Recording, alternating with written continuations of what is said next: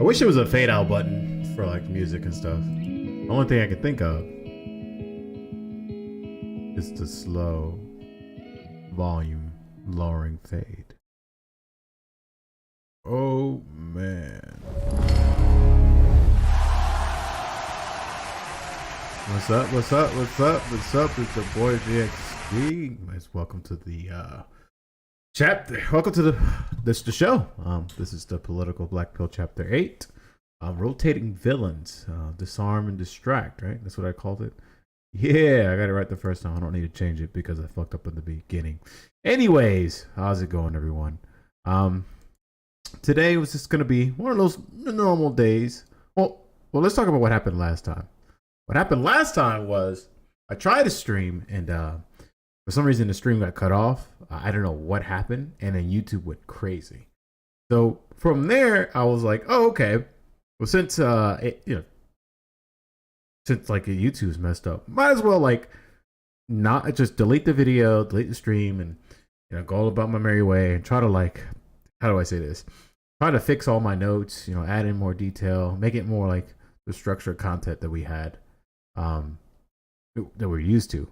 I'm also streaming a bit early. I'm usually a late night streamer, but to get this out the way early enough to push this out for you guys to enjoy, for those of you going to watch this live and those of you going to watch this afterwards, I appreciate you. So first things first, I kept saying like I'm going to update the what you call it.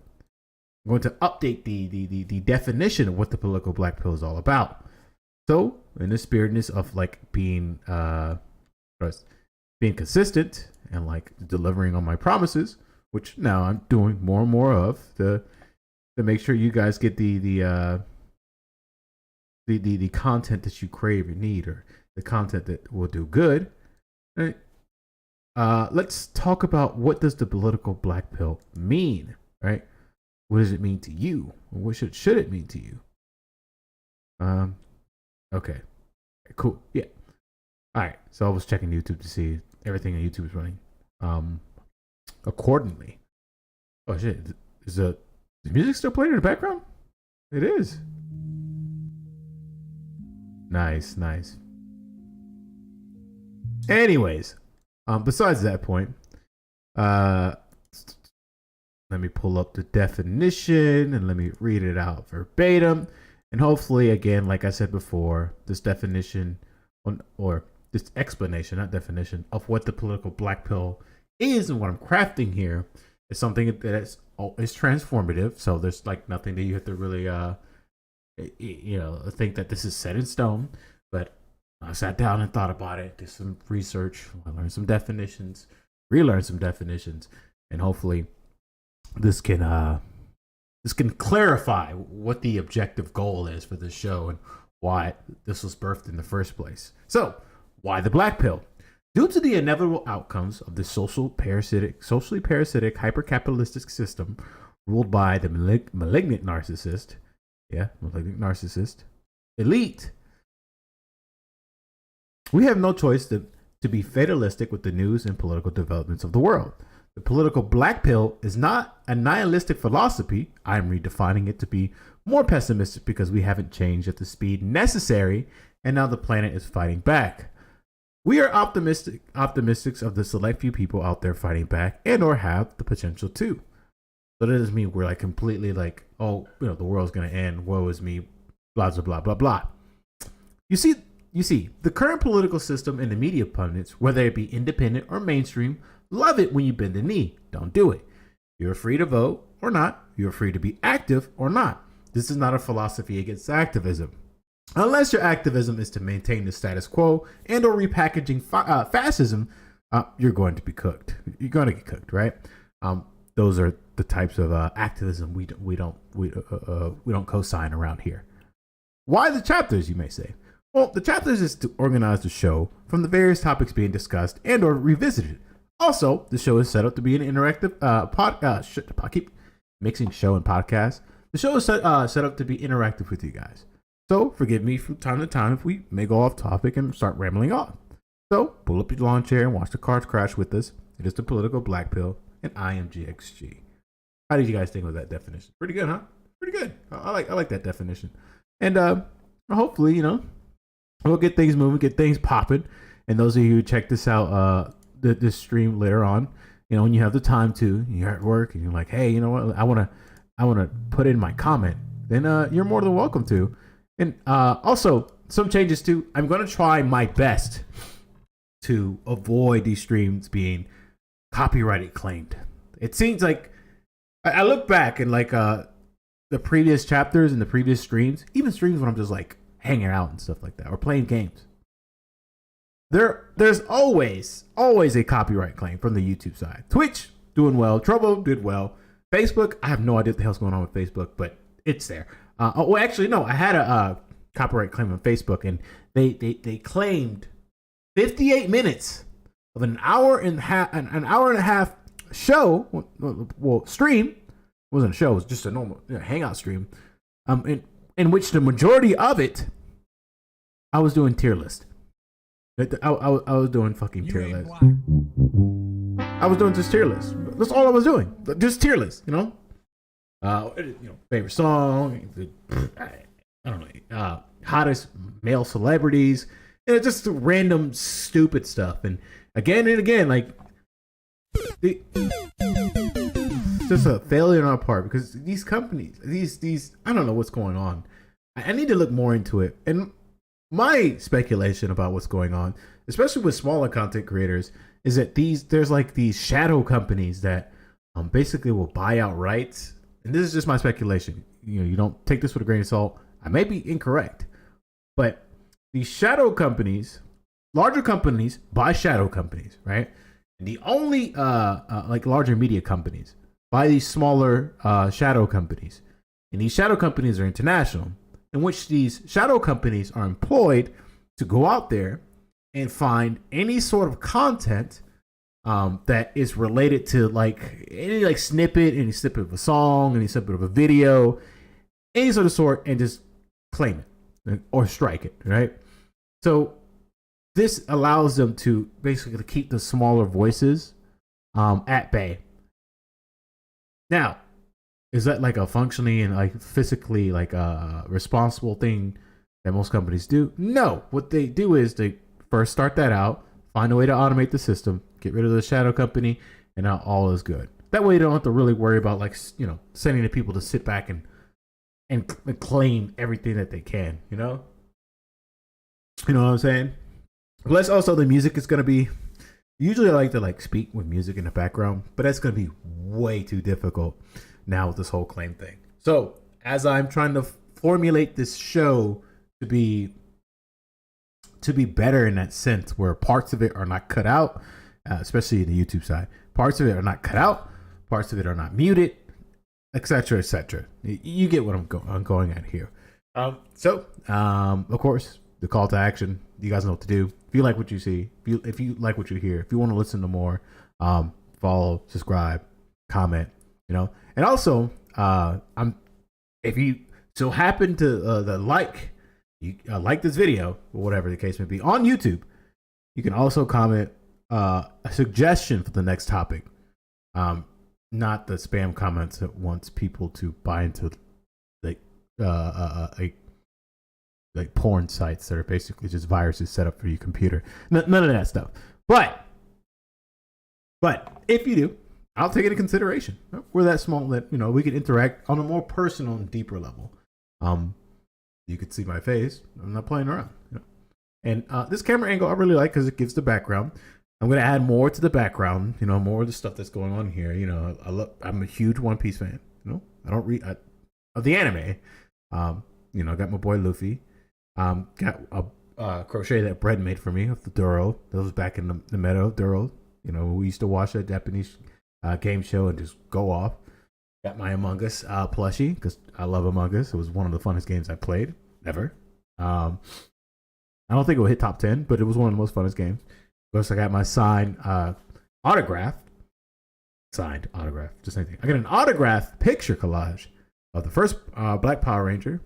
Fucking dope. If you want to see a little bit more of that, then check out the Instagram. That's why you see those social media things pop up. Then, of course, I got the books that I read here. Most of it all leans lefty like. Yeah, and I guess I got my boy Pain here. You know, one of my favorite characters of the anime of Naruto. So if you were wondering like what these mean, what they're set up like, it's the reasoning for that. And we also got to set up some more things. And also you can see my Switch there. It should show I'm a gamer. Duh. You know, and I also love baby games. So if you want to see gaming, what we're doing is Dragon's Dogma. It's the reason why I play Dragon's Dogma. And see, look, I'm rambling off here before we get to the topic, but don't worry, we're gonna get there. This is just like catch up, hang out, people come in, look around, want to chat, whatever. This is like the best time to interact. Otherwise, I'm just gonna go off to what we need to do. What we need to do and what I got set up. Anyways, what was I talking about? The reason why I play Dragon's Dogma, and I need to go back on Dark Souls 2 and beat that. It's because it's fun. It's so many funny moments. I remember playing Dragon's Dogma when I was like, like just I wasn't really streaming as much, and it's one of the games that kept me like laughing and joking around. And plus, it's one of the funnest games to play on edibles. It literally is. Like, there's no other game out there that I have played recently or in the past that is just hilarious. And of course, you know what drink this is if you've been watching me before. There's a lot of changes coming. But I'm going to slow down the changes. My thought process is like, of course, I love doing this. I love streaming out. I love producing videos and content for people, right? And hopefully, I can capture that audience, and we can go out there and like people are like, hey, look, I like this guy. I like what he's talking about, and stuff like that. So, going forward, I'm gonna slow down like the whole like setting this whole thing up and just work on delivering content, and upping the quality as much as I can, to the extent that even if I decide to stop doing this, there's still like a history of things you can go back and it's like, oh shit, I wish I was there, or whatever the case may be. And because I love doing this. This is exactly what I enjoy doing. Talking to a camera, interacting with people all over the world, and making friends along the way, because that's what the journey's about, right? Anyways, so let's go into current news. This is what we started off with before we go. This is our warm up. This is the reason why we do stuff. This is the little warm up we do. Talk to each other. So we talk about current events just to capture about what's going on in the world right now. So you got to know what's going on in the present, understand your past, and then the future becomes a bit more clear. All right. So something a president was made today. Joe Biden. I think he signed into law. I don't know, signed into law, or is the correct term or not? The inflation. What was it called again? The Inflation Reduction Act. Let's make this bigger. All right. So there's a lot of speculation. There's a lot of rambling going on from most social media websites about what the Inflation Reduction Act is going to do. Here's the thing that I like to do, and this is what differentiates me from other content creators out there, because it gets dry, but to understand what's going on politically, you have to sit down and you have to oh Jesus. I'm about to say the word. I'm about to say the worst word possible. You have to read. Yes. You have to read all these articles that are publishing all these things, because most people only read the headlines and then react to that, or they'll react to a snippet of things and give you the lack of context you need to understand what's going on around you. So what I try to do here, especially when we get heavy and political, or we talk about certain subjects, is that I try to dive as much as I can to contextually to lay out a picture that may not be all the way whole, but you can feel confident that if you were to discuss what's going on in current news, that you will have an understanding just by watching me. It's why these political black pills show is in chapters too. So anytime like, oh man, I swear I knew a little bit what's going on in the Inflation Reduction Act. Let me go back and watch chapter 8, and then I see this part where GX6 was talking about the Inflation Reduction Act. Also, all the links that I'm going to try to be better with this. All the links that I used and show, I'm going to try to put in the description box on the YouTube side. I can't do that with Twitch. or Trovo. And I don't know about Facebook. I still need to learn more about Facebook. So all the links will probably be in the description, so you can go read it yourself, check it out yourself, and yeah, maybe you can correct me too. Correct me afterwards. Like, hey, you said this and this at this time. It actually meant that this and this is happening. I can comment being like, go fuck yourself. You need to. Jesus. Go fuck yourself. I'm playing. How dare you correct me? Anyways, what do you think, Biden? You ain't black. Okay. All right. Anyways, President Joe Biden arrived at the White House promising to build back America. And the legislating he's signing Tuesday, which is today, deliver a slimmer, though not insignificant, version of that once sweeping idea. Approved by the divided Congress. So because this is approved by a divided Congress, how divisive the House and Senate is, and how just because of that structure in itself and what's been going on in this like divided political process of these divided parties. Here's one thing: once they agree upon something, the grain of salt you take with these bills that are being passed, you might want to size that up to a bolder size, because let's not. Oh, what does the black pill mean? I need to make that I need to make that a command for the bot, because I just went over it earlier. Damn, I literally just went over it. It doesn't mean any in a sense of like the inter like relationship dynamics of like incels and all that other stuff. No. I'm trying to reclaim what black pill means in terms of the political sense. So the short version of it, just for you, it means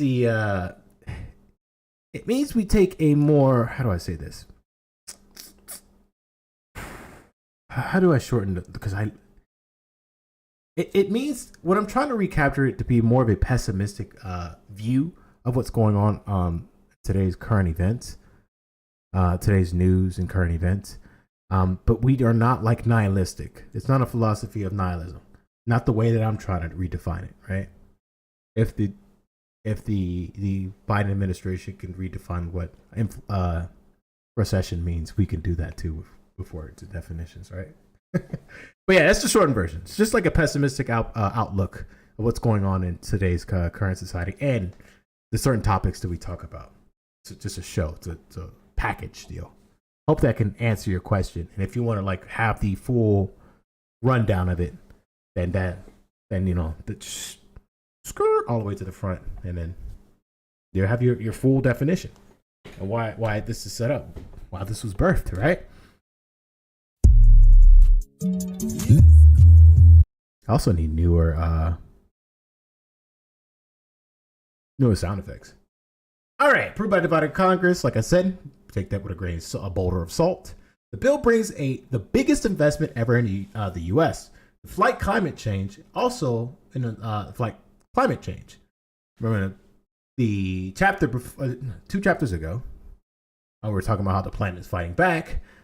Now we're crawling towards the necessary steps, at least from what I've read so far, to actually like tackle on climate change.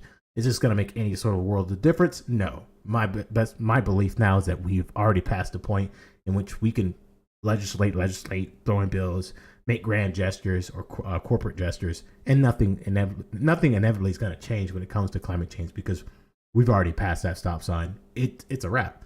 Now, the only thing we can do now is try to mitigate the damage as much as possible, because our species is going to feel the brunt of it. You could see a small glimpse to what your upcoming future is going to be. It's what happened this summer, what's happening this summer, what happened in the UK, what's happening in the United States, what's happening in most of the world around us. The temperatures are the world is getting hotter and hotter, right? And also our winters are going to get colder and colder. So we're going to deal with a lot more extreme climate catastrophe, and thus inevitably forcing us to either do two things: either unify as a human species and completely dismantle this current system that we're dealing with today, make the necessary changes to mitigate the damages, so the infrastructure that's going to be left will be something that's suitable enough for our great grandchildren to pick up the pieces and hopefully create a better society. Or two, go into a I'd say fuck it, press the big red button, and say, you know what, if the world will have none of, or a few of us, it's gonna have none of us, like a terrible ex, right? What are we talking about right now? We're talking about rotating villains. So basically, what I'm doing is doing current event news, and you know what? Let me highlight your comment too, and appreciate you stopping by as well. Hopefully that works. So yeah. So right now we're talking about the Inflation Reduction Act. I'm going to read about the parts of it, and how do I say, unpack it a bit and seeing what that means. And then we're going to move on to certain current event stories, and then we'll get on to the meat and potatoes, or the tofu and kale, if you're vegan, of the topic that we're just going to discuss. So rotating villains is basically about how the media manufactures consent and put up certain people and Congress whatsoever, put up certain sacrificial Congress people for you to have this emotional outrage towards, right? And this emotional outrage, you could put in all of your emotional energy or your political energy hating this certain political figure, so they can distract you and disarm you from what's going on behind closed doors. Why these people vote the way they do, or we'll get to it. Trust me. Have you ever thought about positive effects of climate change? Less people, I guess. I'm joking. Anyways, also, as a legislation is a $2,000 cap on out-of-pocket prescription drug costs for Medicare recipients, as well as a new 15% corporate minimum tax to ensure big businesses pay their share. Okay. That's definitely going to be changed with the new president that comes.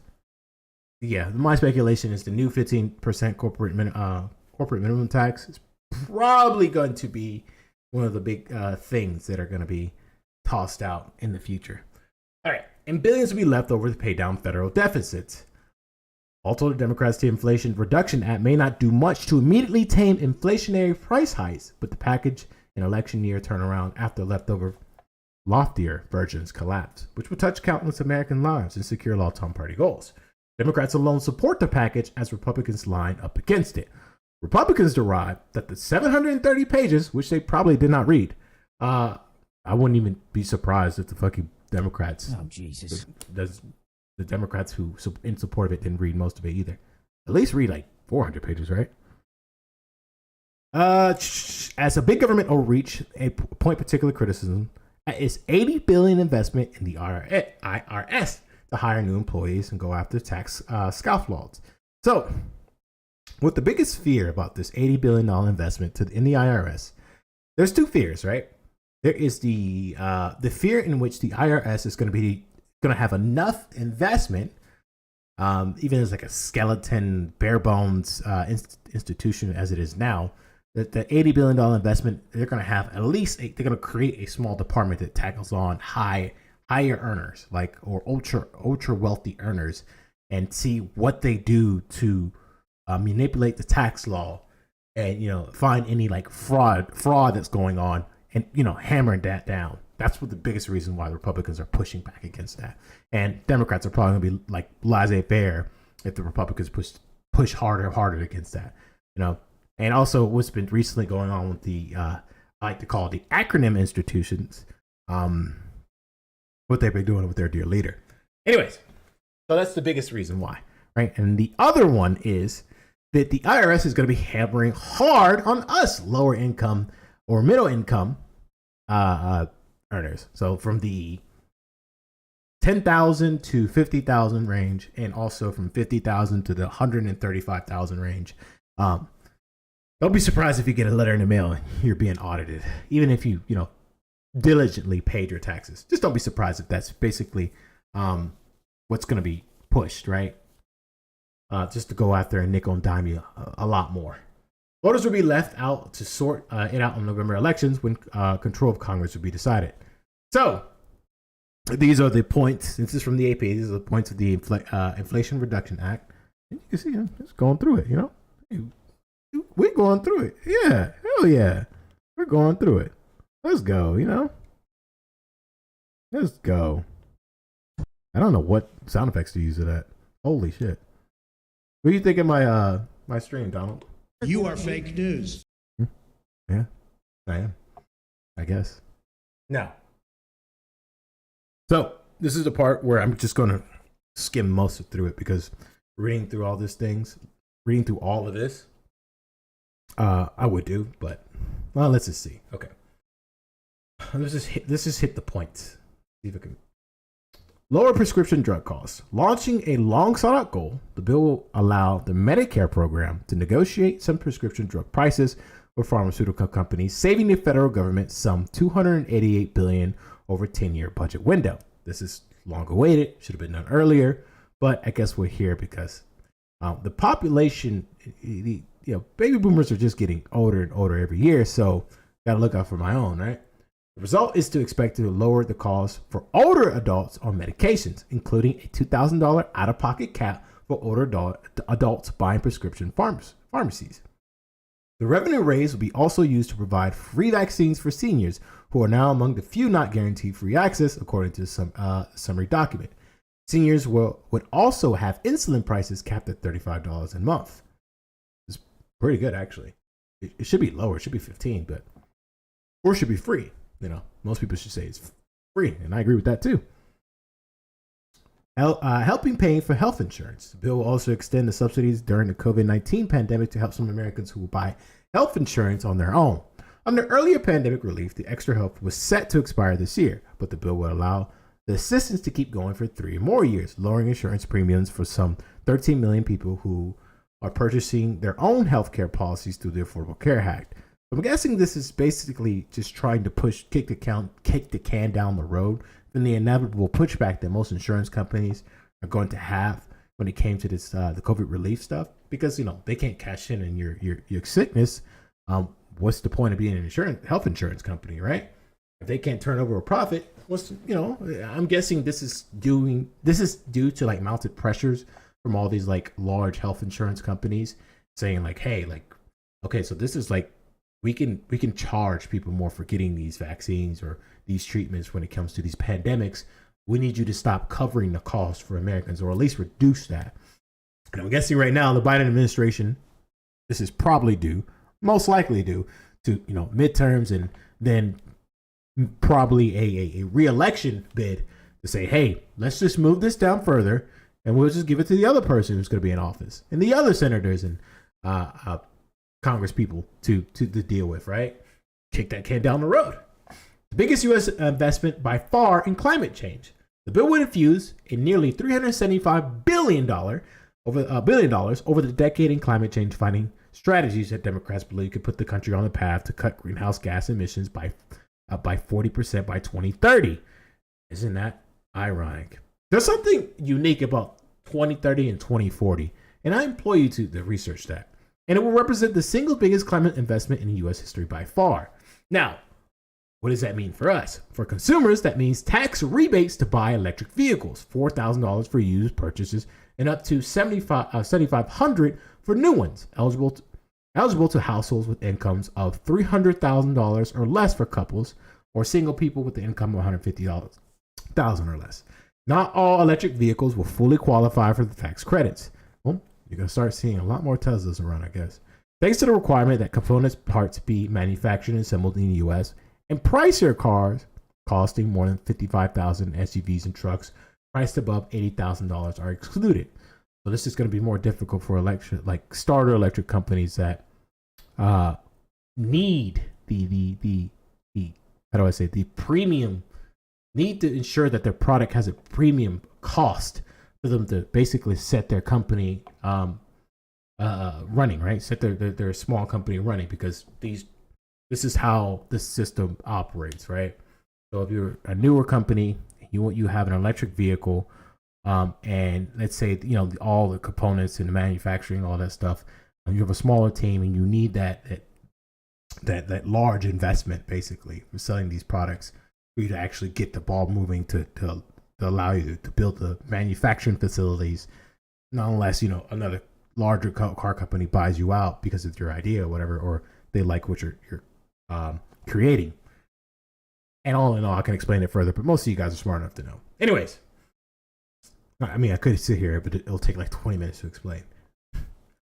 All right. See, for businesses, the bill has $60 billion for clean energy manufacturing tax credit and $30 billion for a production tax credit for wind and solar, seen as ways to boost and support industries that can help curb the country's dependence on fossil fuels. You know what? Hold up. This bill will give also tax credit for nuclear power and carbon capture technology that oil companies such as ExxonMobil have invested millions of dollars to advance. The bill imposed a new fee of excess methane emissions for oil and gas drilling while giving fossil fuels companies access to more leases on federal lands and waters. So look at the play that's going on here. Understand the play that's going on here. This is not set up for like medium-sized or smaller businesses to really thrive under this. This is more of like a stimulus, if you would say, for larger, already pre-established fossil fuel companies that have created this mess in the first place. But this is the forgiveness allowance, basically. This is the forgiveness stimulus. Like, hey, we know that the reason why our planet is the way it is now is because your insatiable greed, your insatiable hunger to basically turn over a profit, make the line go up, right?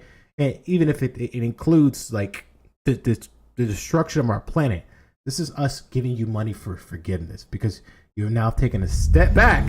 Hey, I appreciate the follow. This is us taking a step back. Hey, welcome to the show. This is us taking a step back. And these companies are saying, "Well, we're taking a step back, and I'm gonna do better." Right? They're the ex-boyfriend that basically has done terrible things to you, but now and you've already had the evidence that this terrible ex-boyfriend has insulted you, humiliated. That's what I was trying to say. Humiliated you, insulted you, put his hands on you. You know, and years go by, and you have the long laundry list of evidence of what your ex-boyfriend did to you, right? And then he comes back saying, "Please, you know, take me back. You know, I'm a changed man." That never ends well.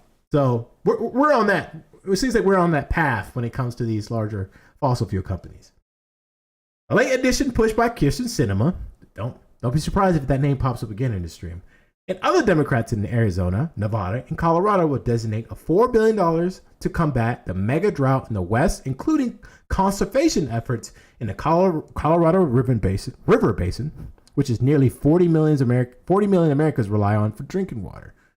So, like I said before, we've already passed the stop sign.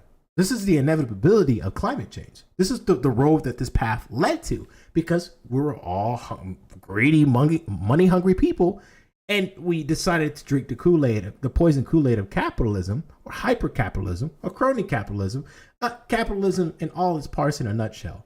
And now we're at this crossroad in which we take a left, right? And will lead to the inevitability of what's going on, and hopefully we can pick up the pieces there, or we take the right side of this fork in the road, or this path, and we just decide to party on until the wheels fall off, until the planet burns us out of existence. Anyways, and now you can see now that the things that we heavily rely on just to live, drinking water, is gonna happen. So this is a part in which, I'm gonna read how we're gonna pay for all this, and then we're gonna move on to the next current event story, whatever. But let me talk about drinking water for a second, because this has been going on. Right? And this is my speculation. Most of the things I state here with enough confidence. You can toss off as speculation. I tell myself like I have an 80% success rate in predicting future outcomes, and that's just me being, egoist or whatever, having a big ego when it comes to like telling people, hey, look, this is gonna happen. I told you so. You didn't listen to me. It's gonna happen. Now, drinking water, right? Because of the effects of climate change and most of our clean drinking water being basically dried up, right? Basically going to these mini droughts in which we're being largely affected.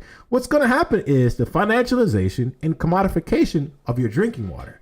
What do I mean by this? Well, we're going to see a financial shift in which most of what we take for granted and most of what we take for granted, basically free water, turn your sink on, it's there. And our resistance to make any sort of change, it's going to lead to companies, larger companies, that are going to masquerade as green companies, stating that they're going to financialize our water system. So this is my speculation in the coming 10 years. Smaller companies around are going to pitch to these larger companies to invest in them. The smaller companies are going to say that they want to financialize the water system. So you're going to have subscription packages. The results of this is you're going to have subscription packages of water bottles, gallon waters, and all that stuff. This happens, but at a smaller scale, but it's going to escalate further and further. So there's going to be subscription packages for your household to receive clean water. Think of it as like the milkman, right? Because our current drinking water is going to be so heavily polluted. It's going to be so toxified that you can light it on fire. And this is going to happen even in your major cities, right? That the alternative to this is these smaller companies who have access, who are going to grow larger because of this, who's going to have access to these cleaner waters internationally, and on our Arctic ice caps and what the case may be, and other like unfounded regions that haven't really been tapped into as much. They're going to start selling it to you. So now your water cost is going to go up. Any water that's coming from the sink is going to be terrible. Your bath, the water you shower with, it's going to be rancid. You're going to have to buy a shit ton more filters. And you're going to see this inevitable change from these so-called green companies that are going to use you as basically a guinea pig to commodify. And then these companies are going to be up in the stock market, and they're going to rank in trillions. They're going to rank trillions, trust me, because this is something you need to survive. So you would have no other choice but to buy their stock, pay into the subscription plan, and you will have no choice in the matter. Because previously in our last stream, we talked about how the rainwater, you can't drink it anymore. There's forever chemicals in it. I think it was called PFAS. And there's forever chemicals in it. So now the rainwater, now the alternative, one of the philosophies of buy your freedom that I advocate for here, that's no longer going to be an option. You can no longer create your own like water reserves from the rainwater itself, because the planet is fighting back against you for all the destruction that you brought upon it. So look forward to that, the commodification of your drinking water. Smaller companies. So let me sum that up for you. For those who don't really understand what's going on, or I'm talking too fast. Smaller companies are going to incentivize larger companies to invest in them. This investment is going to be the commodification of your drinking water, right? The financialization of your drinking water. A good way to look back in history is like the milkman, right? Think of it. Someone's going to drop off bottled water, clean or not, polluted or not. It's going to be into your home, right? And you're going to basically put that into like a water reserve system in your house, because you can't drink the water outside, the rainwater outside. You can't really like skirt. You can't really, like try to finesse the system in a way, because this is something you need to survive as a human being, right? And that's going to grow this system, grow this behemoth to the same size of these large oil companies. And now basically you will be forced, the proper word, you'll be coerced into buying into this system, irregardless if you want to or not, because your children need water, you need water, everyone needs water. Doesn't matter who you are. All right, that's my speculation with that. And take that as you will. And my prediction of it is 10 years or less. No, 10 years or more. 10 years or less. 10 years or less. All right, let's go back to this article, and then we'll move on to the next story, and then we'll just keep the ball rolling from here. This might be a sit back and enjoy shit. It might be a sit back and relax show. You know what I'm saying? Sit back and relax, and let me take you to the wonders of our news and political systems. How to pay for all of this? One of the biggest revenue raises in the bill is that new 15% tax on corporations that earn more than $1 billion in annual profits. It is a way to clamp down on some of the 200 U.S. companies that avoid paying the standard 21% corporate tax rate, including some that end up paying no taxes at all. The new corporate minimum tax that would kick in after the 2022 tax year and raise more than $258 billion over the decade. Still not enough money to tackle on this issue. Climate change is an issue that's in the trillions now to mitigate and to fix, or to at least reverse it enough to push back the clock further, right? There will also be a new 1% excise tax imposed on stock buybacks, raising some $74 billion over the decade.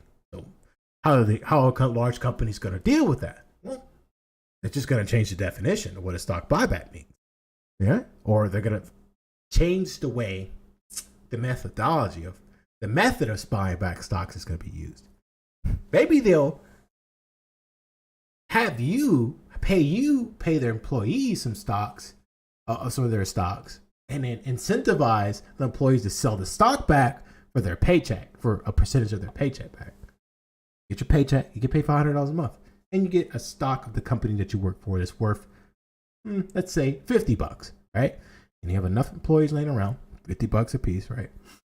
And then you have an incentive program, like, hey, like if you want to and you want that $50 back in your paycheck, you could just sell that back to me, and I'll buy it, and I'll take that money from your paycheck.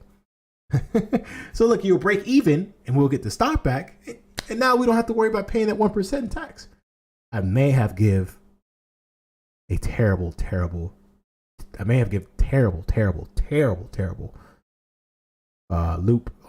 loophole. Oh shit.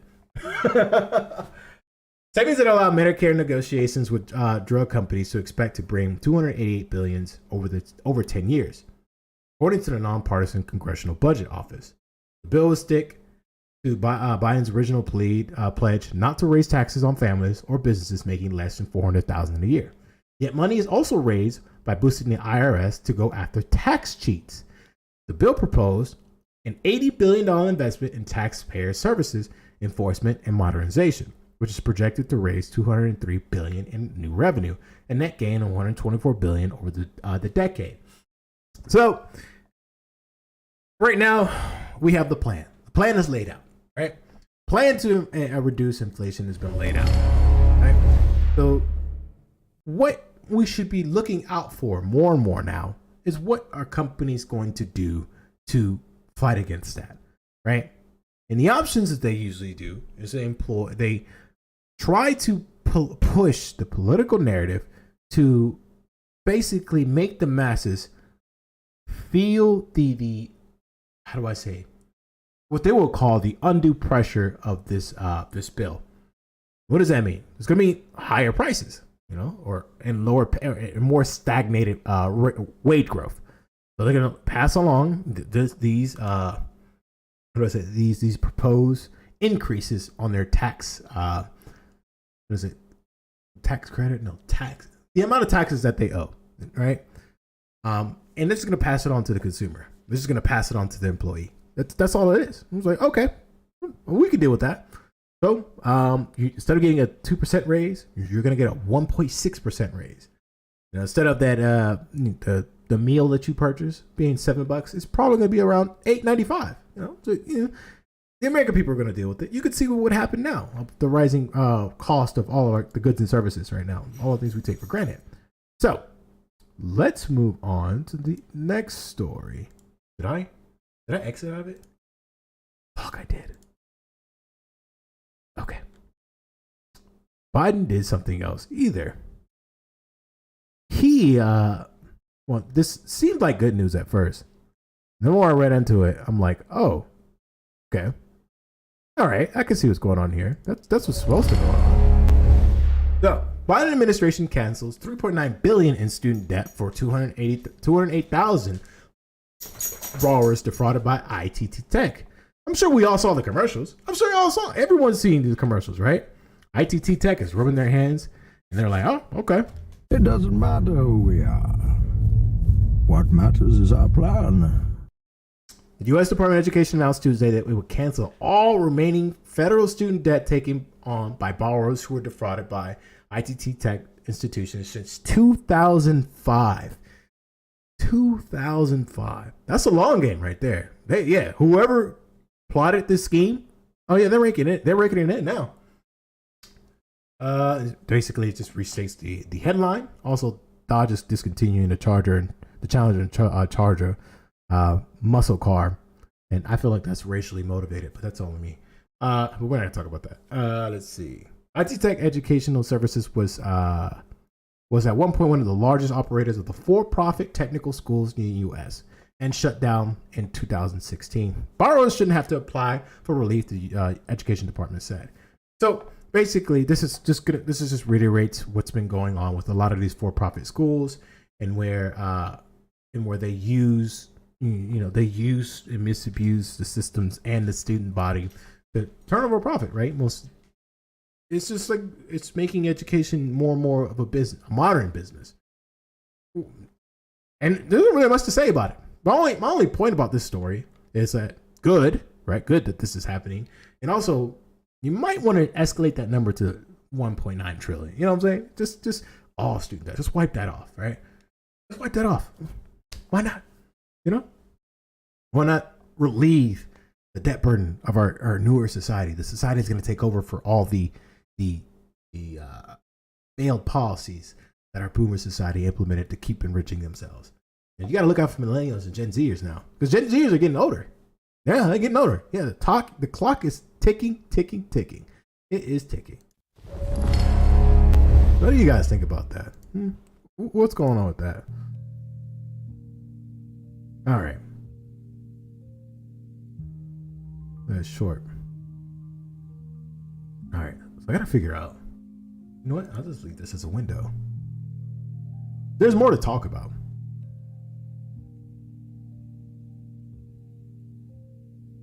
Don't worry. The stories get juicier and juicier and juicier. I like to start off a bit stale. No, not stale. A bit dry. Go in there dry. I go in there dry. Oh, Jesus. Go in that bit dry. For all the people who are not really politically motivated enough to sit back and like listen to someone break down and analyze what's going on around them. That's how I do it. And those who stick around, live, of course, you'd be like, oh yeah. I'm starting to understand what's going on here. I'm starting to see the how do I say this? The man behind the curtain, or woman, or non-binary. Doesn't matter who the villain is. Doesn't matter who the villain identify as. They're still a villain. So, talk to my chair for a bit. I'm gonna take a quick potty break.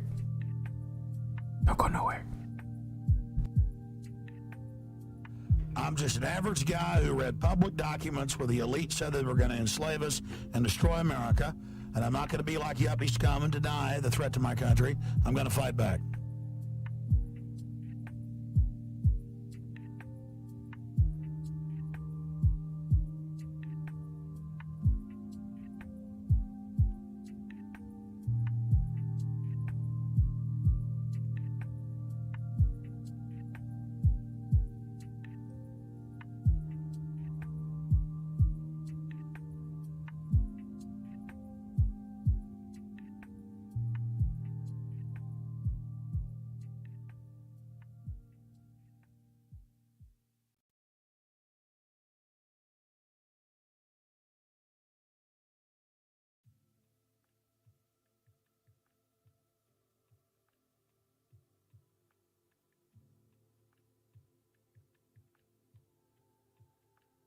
All right, we gotta kick it up a notch a bit too now.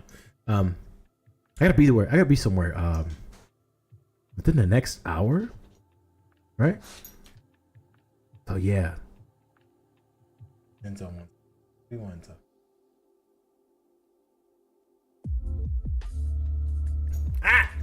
Stop it. Oh, if you want to see the doggy, hit that Instagram up. You want to see him lick my bald head on Instagram. Okay. Let's continue on. We're still in the current events, and then we're going to talk about the rotating villains. All right? But let's get up a notch. Let's get something juicier here, all right? Check this out. Bruh. Holy Jesus. Bruh. What is that? Bruh. What the fuck is that? The human population is set to cross 8 billion any day now. Bruh, we are breeding. We are breeding. We are fucking breeding. We are breeding like we're breeding like rabbits out here. Is this a good thing or a bad thing? I've always had a conflicting viewpoint when it comes to the amount of people on this planet. I'm not a eugenicist. I'm just like, huh. We keep producing more and more children in a society in which hasn't fostered the necessary infrastructure for our children to thrive. That was her dog. That's Enzo. To thrive, right? And all the proper technological innovations that allow us to sustain the amount of people in this country. No, I'm not reading off any script. This is from the dome. Well, I got a big head. Earth is getting as crowded as it's been in the world. Populations are due to cross the 8 billion mark this year. The global population is projected to reach 8 billion on 8 billion November 15, 2022, according to a UN study. In spite of the huge number, the world's population growing at the slowest rate since 1950, having fallen on 1920. Give me 1 second.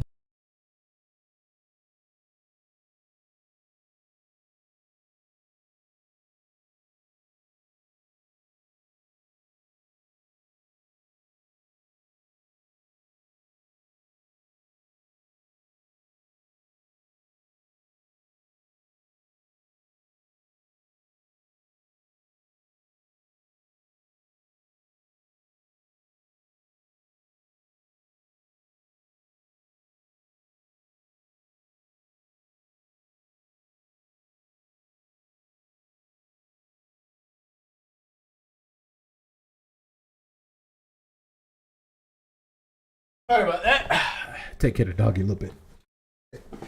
Okay. So basically, the human population is set to grow to be past 8 billion. I thought it was 9 billion. I don't know what's going on, but that's just projected numbers, and that's what I'm reporting. The latest projection by the UN suggests that the world's population could grow around 8.5 billion in 2030. There's that number. That's that year again you have to be careful about. Research a little bit more into.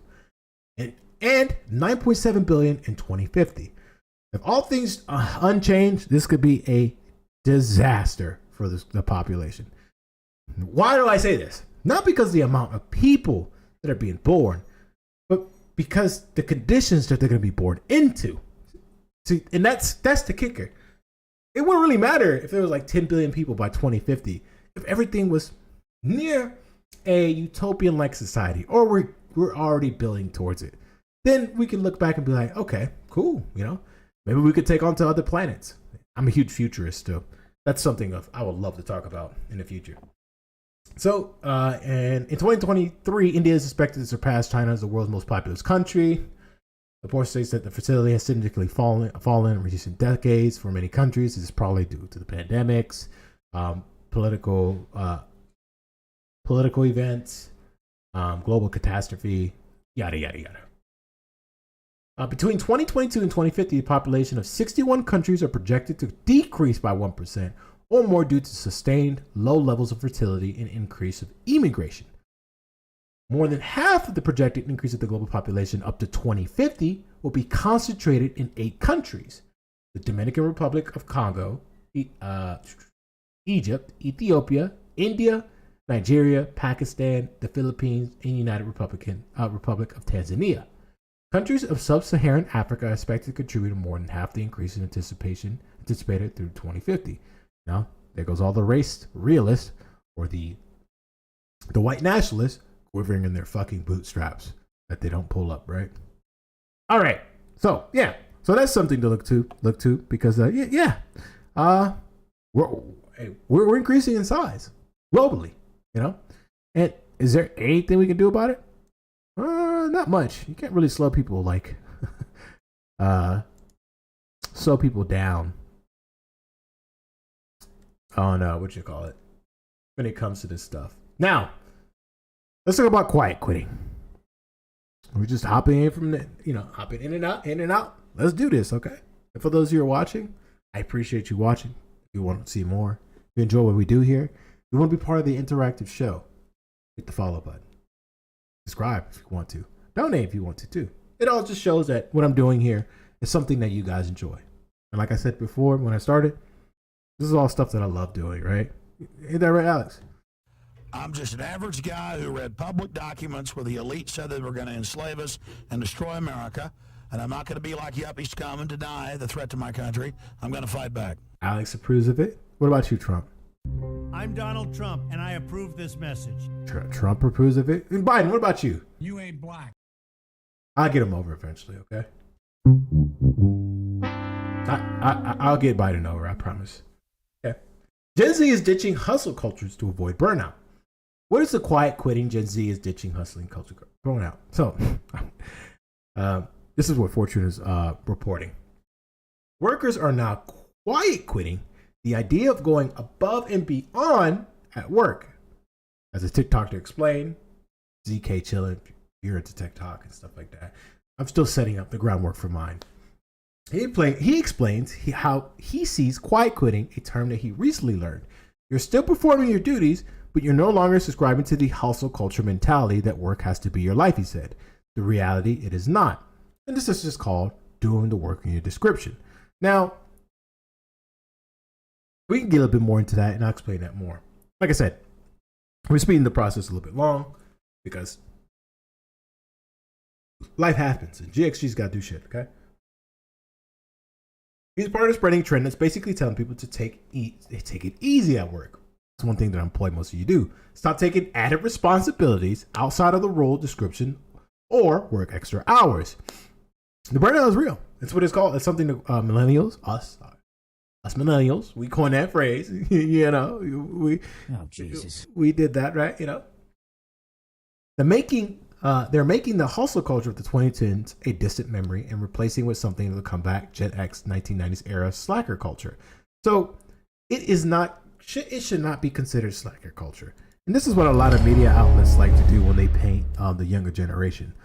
The reason why they do this is a lot of younger generational writers, Gen Xers and millennials who are like heading these articles, do is they try to pander to their bosses of the dinosaur era, the boomers. Not all boomers are like terrible. You know, we got Sanders and we got who else do we got? There's others out there, okay, that you know you probably could name that are advocating for us to stop putting so much stress on the American worker, right? Hustle culture. I'm going to do a chapter on hustle culture and the deadly effects of overexerting yourself and burning yourself out with the hustle culture philosophy and mentality. Now, this is not to tell you to not work hard, right? This is just tell you to slide the scale of working smarter further along. And I will explain, you know, what I mean by this, methods you can basically do to mitigate your stress when it comes to like needing to find careers, jobs, contract, freelancing to survive in the world. Okay. There's methods to mitigate you basically destroying yourself and not being able to provide for yourself or your family. So yeah, that's just an article that I decided that would be good. You know, it's just something that most of us can relate to. Like right now, we're working as hard as we possibly can. We are the society. We are the country that is the most productive. You know, it's out there. There's no like I don't know how to describe this to you. There's another way to describe it. We work too goddamn hard. Okay, we take on too much responsibility that we don't need to. So what's the point of like doing all this responsibility if we're gonna continue to be thrown under the bus? Don't you feel that way every time you step in and you clock in at work? Like, there's lesser people, but for some reason you're doing the work of 4 or 5 people. You shouldn't be doing that. No one should be doing that. It's not fair, right? You're taking on the work and the job and the titles of like 5 or 6 different people getting paid about $30,000 a year. Meanwhile, the executive is making 7 figures a year and only has to show up to meetings for 6 hours a day, 3 times a week. And you think that's fair? And guess who the media is talking to? Guess who the media pundits are? Fox News, CNN, MSNBC, all the mainstream media outlets, and some independent outlets out there too. They can't find excuse in this too. They talk to the CEOs. They want to know what they think. They want to know how they feel about the economy. They want to know how they're doing, right?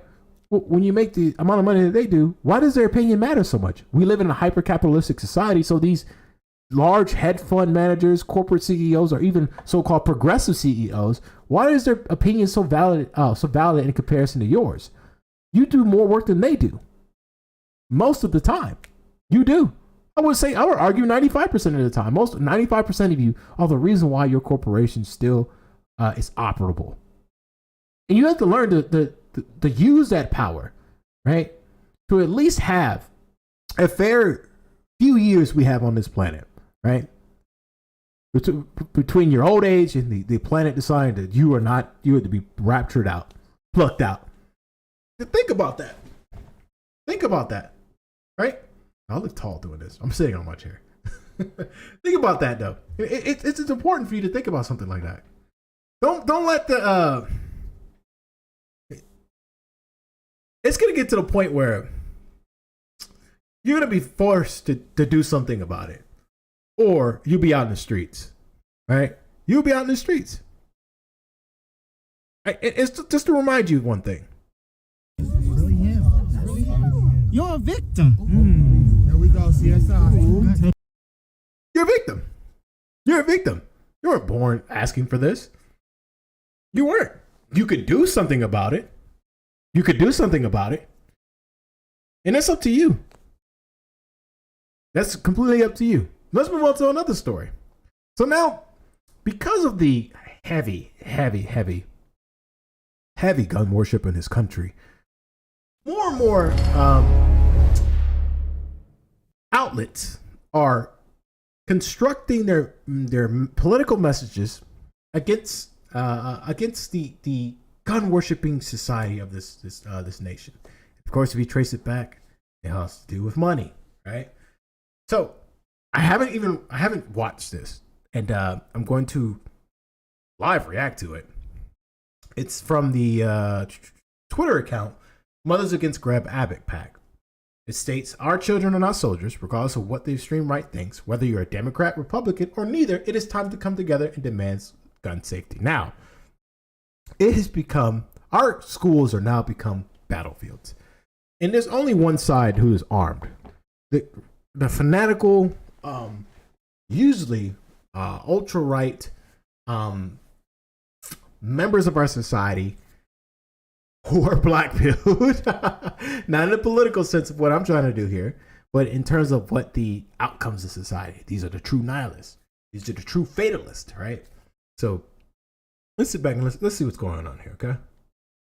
And hopefully I don't have a copyright claim. This is distributed publicly. This is public information. This is fair use. All right. You know what? Let's make this a bit more fair usable looking. That way they can't hit me too hard with this. Okay. This is basically a screen I do for stuff like this and or gaming. All right. Little boys and little girls following. Is that DMC April? Fuck it. Rules, getting ready. Oh God. I'll take the hit. Politicians say they make our land safe and free. They're supposed to stand for you and me. Keep our children safe for you and me. Keep our children safe for you and me.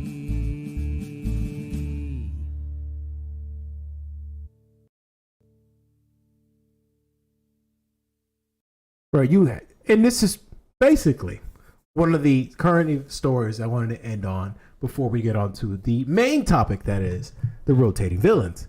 Greg Abbott, he's not one of the ones we're going to focus on today, but he's one of those, he's not actually not a rotating villain. He's just an outright villain when it comes to our government, our political, our political body, right? Someone we can point to most of the time always has these most ridiculous answers to many of our problems. So that's a cute little what the fuck am I talking about? Cute little. This is a dystopian nightmare. This is what we're living in, okay? As much as I try to like euphemize what's going on, and I won't, it's just fucking terrible, man. I mean, it's gonna get to that point, right? Clear backpacks, bulletproof vests. And people think they are like these so-called gun worshiping nut jobs are gonna think that arming the teachers it's gonna be the answer to this problem. Now, every time I hear that as being like a solution to the gun problems, especially when it comes to mass shootings in our schools, I always tell people to do like a little thought experiment. You're a teacher, right? And you're a teacher in a public school, in a growing classroom with a lot of misfits, a lot of children who gets on your nerves. Not only do you have stressful days at work, you have stressful days out of work, right? Most of the time, you do your job outside the clock because you really care about these children. And as they age, some of them rub you the wrong way, right? And you might be on antidepressants. And you might be one of the few people who are also, a few Americans, a lot of Americans, who are on certain drugs that, how do I say this? Inhibit your decision making. Okay? Opiates, whatever the case may be. You know, you use it just to de-stress sometimes or just to get that high feeling, whatever the case may be. Now, pair that with your 9mm Glock under your desk, and what do you have? You have a recipe for disaster. You have teachers going full Call of Duty on their students, right? And you know what? And then when that starts to happen more and more, you know, that starts to happen more and more. Go ahead.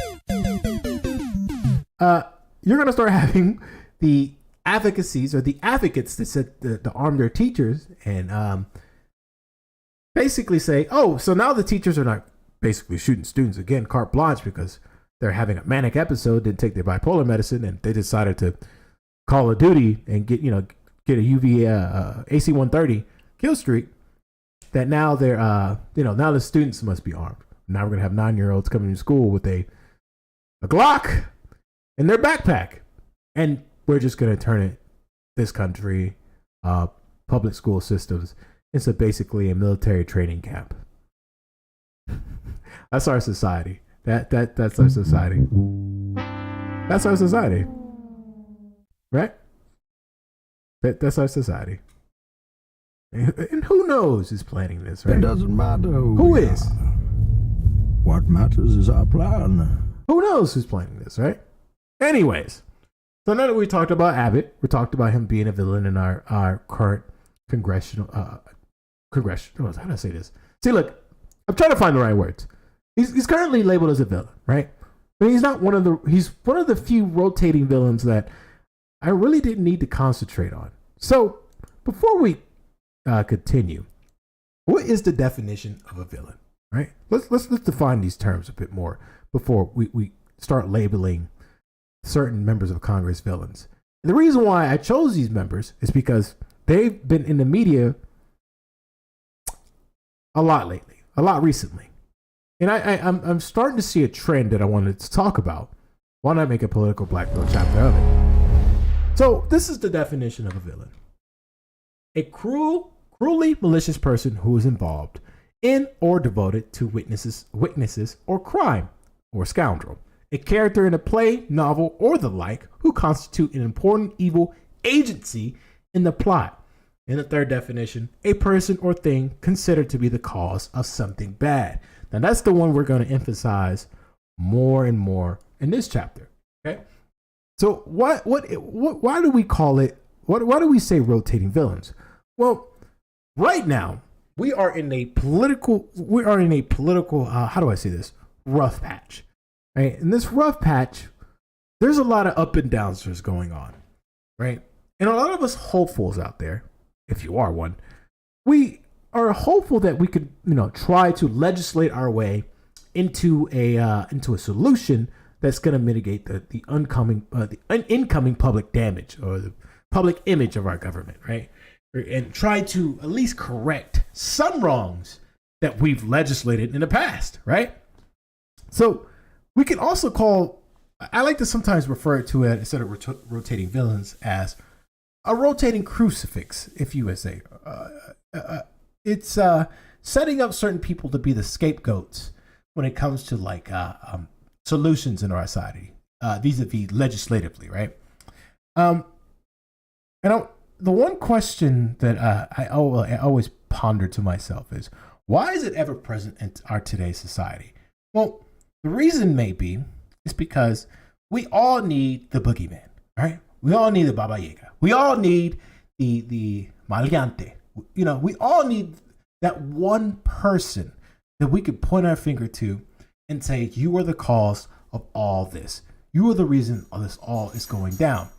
And what that does is that removes basically the agency of the system as a whole, right? The institution as a whole, right? Because reason why we are in this political this turmoil, this downfall, this falling, whatever you want to label it as, is not because one person, decided to not vote for a certain legislation. It's because it's all an agreement of the whole body saying this person will say no, and that is what's gonna cause this to fall apart. That way we don't answer to our masters, our true masters in our society.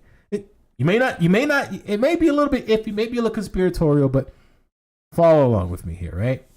Why would you, why, if you're gonna vote yes on a certain bill, you're gonna vote like, yeah, let's I don't know, let's give preschool kids free lunches or whatever the case may be. Let's up the quality of food, right? And this is going to cost about $1 billion, or the case may be. $1 billion. Let's keep the numbers low. This is just a hypothetical, just so I can hammer home my point, right? And there's 100 members in this council that need to agree. Let's say about 51 need to agree, right? For the school lunches for preschools to increase in quality, right? Using organic ingredients, whatever you want to label it. It's going to cost $1 billion, and you need 100 people to say yes, right? You need 51 people to say yes, right? And it comes to terms with the vote, and for a fact 50 people are going to say no, and 50 people are going to say yes. This is the starting point, right? Then you tack on like, hey, you know what? Let's, instead of besides increasing the quality, let's give the preschoolers let's say $1, an extra $1. That way they can carry that money on and buy a treat or something, right? Or whatever the case may be. This enrages the other side who's going to vote no into influencing 3 or 4 of the people who you thought were going to say yes to this particular bill. Hopefully this is making sense so you can follow along, right? This enrages enough to, for these 50 other people who are going to vote against this bill to give preschoolers more quality meals, higher quality meals, and a dollar stimulus to buy them a treat, whatever the case may be. I don't know, cake or candy, whatever the case may be, just so they can afford it. And introducing that is going to help with lower income families, or children in poverty that's otherwise wouldn't have that option, right?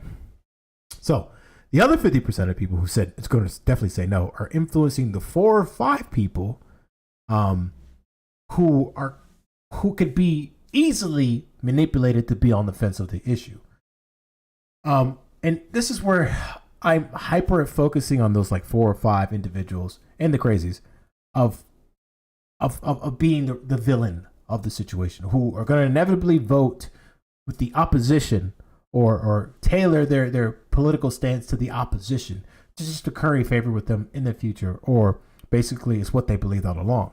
Because let's face it, even if it's a 50-50 split, people have there's certain people who have differences of opinions that it's going to that's going to highly influences their votes in a matter, right? So they convince those 4 or 5 people. Those 4 or 5 people become an ingredient. It's like, hey, I'm not gonna vote no because I have such and such bill that needs to be passed, or I have such and such donors that need to be happy, or I'm not gonna vote no on it because I don't have this certain donors that you have. I'm not in the same financial category or financial sector that you are in, right? But you would be, because big agriculture backs you. So the 4 or 5 people who are being swayed by the other 50 that are going to say no, because they all are owned by the same people, but some of them are owned more than others, if that makes sense. So those 4 or 5 people get together, say, okay, so we want to say no, but we can't say no because certain companies back us in our campaigns. So they all come into ingredients like, hey, you know what? You should take the fall. You don't really have a stake in this, right? Or you have a major stake in this, and it's going to influence your bottom line. It's going to influence your reelection campaign. And this is where we set up the crucifix for the villain of the situation, or the villain of the scenario. So we've defined what villains are, and it'll be the person or thing considered to be cause of something bad. And most of these people, their decisions often lead to this what you call it, this happening. All right. And there's one particular person that's kind of rubbing me the wrong way that a lot of the liberals today are hoping and praising, right? That is Liz Cheney, right? Liz Cheney, a Republican in Wyoming. Now, she is up for re-election. She's up in her primary right now in Wyoming. And there's been a media painting of her, right, of being heroist. Now, this is like a hero because she opposed Trump. But here's the thing.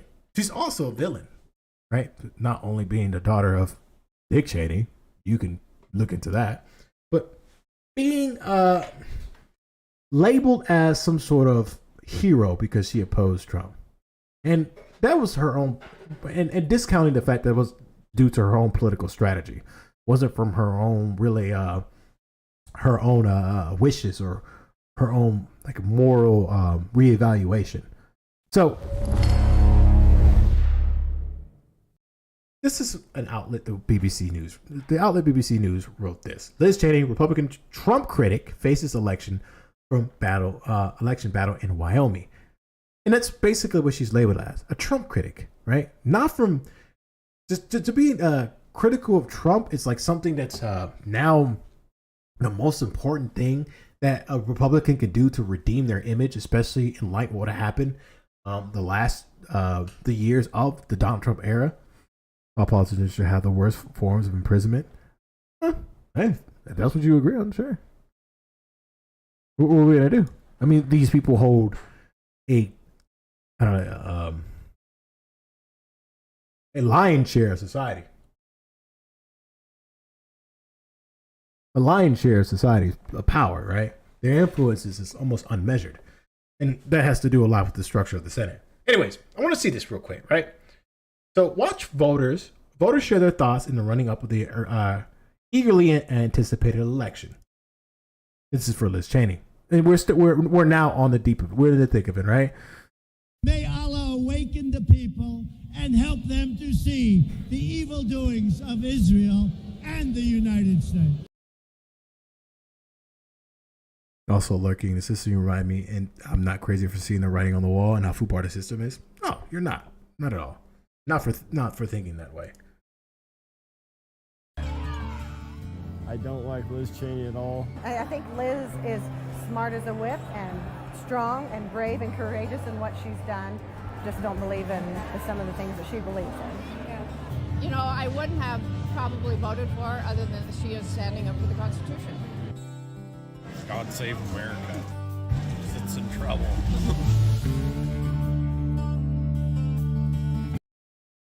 Now, the chickens are coming home to roost, right?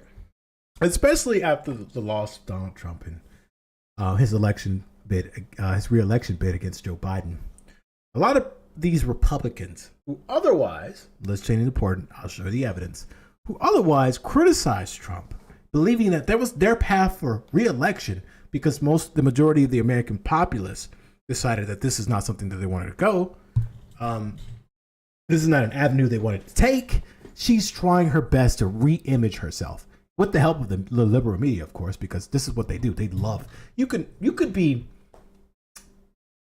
vote against, right? You can be Republican and you just vote against, I don't know, Saving Starving American Children, right? The Saving Starving American Children Act, which the only legislation about it is like, hey, we're gonna go create a department to save starving children, and you're a Republican that voted against it, right? In the Trump era, right?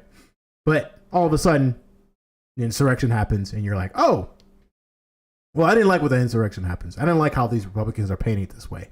That's not a true Republican, and I'm a true Republican. So I'm going to splice my image in which you are going to be more, you're going to see me in a more agreeable light.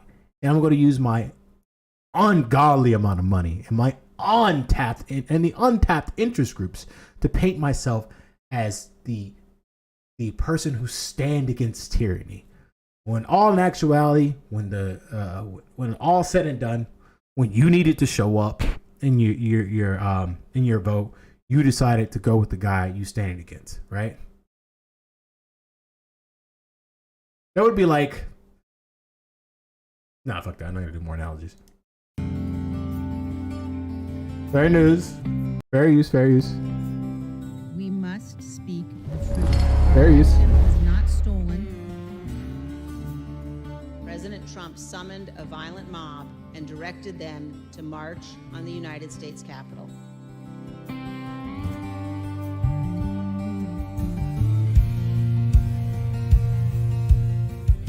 I think Liz Cheney's just a swamp rat politician that doesn't care about Wyoming.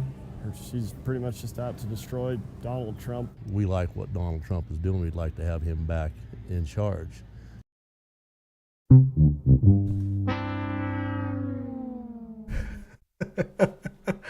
Now, this is what happens when your image is, you splice your image to, basically, how do I say this? Splice your image into leaning into what the uninformed American populace, especially on the right. So you're shown to be against Trump, right? This is what you're trying to paint yourself as, to be like a liberal darling, a liberal hero, because you fought against the whole insurrection thing, yada, yada, yada. But this is the backlash you're going to receive. Now, the mounting pressure of basically most of Wyomingians saying that, hey, like, you shouldn't have done this, and look what this guy thinks. You should still be in charge. You should basically toe the party line. You should always be with us, right? Because the moment, the small moments that you're against us, you are the villain. You see the theme why I'm starting this chapter, this theme with rotating villains, to disarm and distract.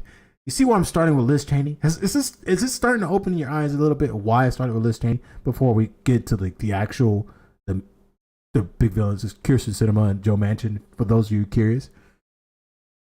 So she's whipping a dead horse as far as I can tell.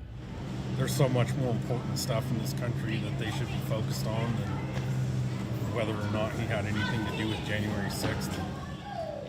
She's just carried this vendetta against Donald Trump so far that it's kind of skewered her thinking. Bruh.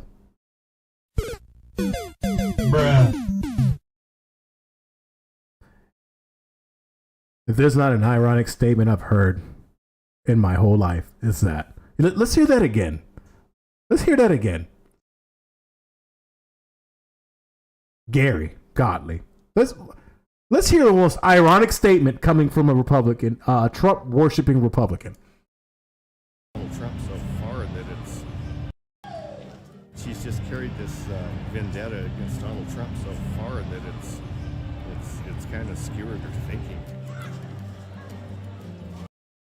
Now, switch the word vendetta with worship. That's all you have to do with that statement. That's literally all you have to do with that statement. It's kind of skewered her. It's kind of vendetta against Donald Trump. She carried this worship of Donald Trump so far that has skewed her thinking. Now, isn't that a fucking ironic statement for the masses? All right, man, this is gold. That it's kind of skewered her thinking.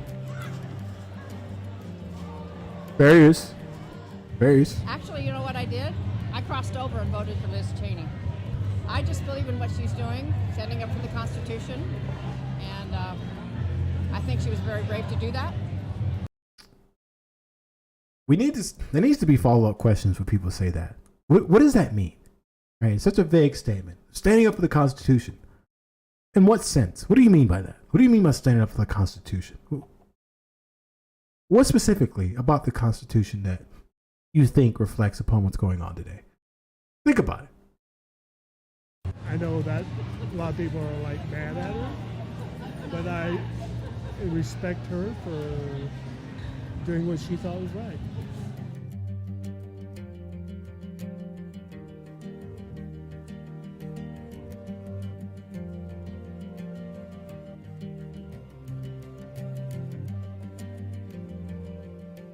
I think it shows that people want to be conservative. They're not okay with how far towards liberalism this is going. Well, I think it says a lot, probably the most about Donald Trump. The polarized part of this country is disturbing to me. I don't like that. It just says it's a... And who the fuck do you think contributed to the polarization to the umpteenth degree and capitalized on the divisiveness and polarization of the political parties. Who you think capitalized the most on that and cashed out? Come on, bruv. Come on. You can't be serious right now. This is Wyoming. Fly over. We're really still very divided, and I really wonder where we're going.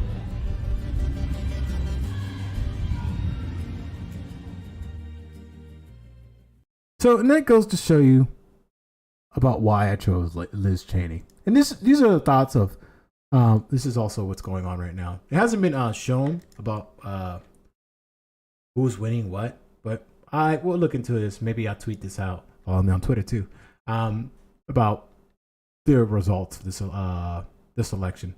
So, as we face, as I stated before, she went against Trump, but a lot of people don't necessarily see that she was for Trump from the get-go.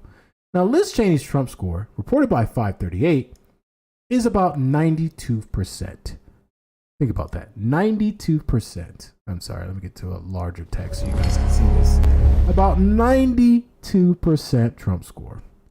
And she's working on I think 0%, but I don't know what's going on there. Anyways, this is how often she basically votes in line with the Trump's position. The Trump margin, the predictor score. So you can ignore the predictor score because that's oftentimes wrong from the cases that I've seen. So let's look back a little bit about Liz Cheney, right? Because she's now being set up as like this liberal hero that's sacrificing her image, her political image, to oppose Donald Trump. And it's doing untold damage to her campaign, where the people there's a large majority of people is turning against her. So it's no longer about the conservative issues that are blighting this country in a sense of like what those core conservative values or whatever they morph to be. It's more now in line with, are you for the dear leader or are you not? Right? Are you for it? May Allah awaken the people and help them to see the evil doings of Israel and the United States. Are you for that? Are you for our dear leader? So, let's see 117th Congress, right? I don't know why this is 0%. Maybe that's an error. Who knows? Oh, because she was completely opposed. Okay, that's probably why that's that way. But we can look back a little bit further. Impeaching President Trump on a charge of indictment of insurrection. I propose it. Cheney voted yes, and this is where she's reaping what she sowed. Let me do this. Okay, that's too big. Anyways, yeah, right there you see 100 minus 100%. Objecting to Pennsylvania's presidential electors. Cheney voted no. For Trump, yes. Objecting to Arizona's presidential electors. Trump was opposed to that. Cheney said no. So this is why she didn't agree with Trump. But remember, think of this as like your overall score in school, right? Sometimes you can get a 0 on a test and still pass the class. Sometimes that can happen. Sometimes, yeah, you get a 0% in your class. Let's think of this as quizzes, right? Quiz 1, test in college. Test 1, test 2. You decide, I'm doing pretty good, so I'm just gonna not fucking not show up for this test, and I still get a 92. All is well. The first 2 tests were way more than the last one. So yeah, there it is. Now let's look back a little bit more, a little bit further. Now, overriding President Trump's veto of the National Defense Authorization Act. So Trump decided to veto this, right? Trump was opposed to it. Cheney said yes. Increasing coronavirus-related stimulus payments from $2,000 to $600. Trump supported it. She said no. Pandemic aid bill. She supported it. NDAA.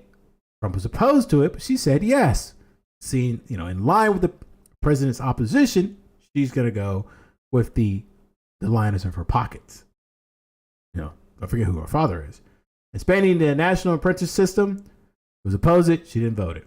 Providing money for clean energy research and changing rules for energy efficiency, Trump not for it, she didn't vote for it. Sometimes you don't have to be present to agree upon things, right? allowing lawsuits against discrimination in education programs regardless of official intent. Trump was against it. She voted no, so she voted in line with Trump.